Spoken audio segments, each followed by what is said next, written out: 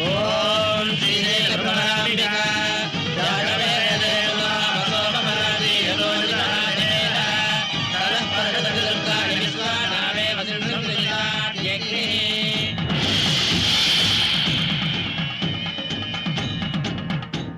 శ్రీశైల భ్రమరాంబికా చెల్లి, ఏంటి అంత ఎత్తున ఉన్న శ్రీశైల శిఖరం వదిలి ఈ దుర్గమ్మ కొండకొచ్చావు?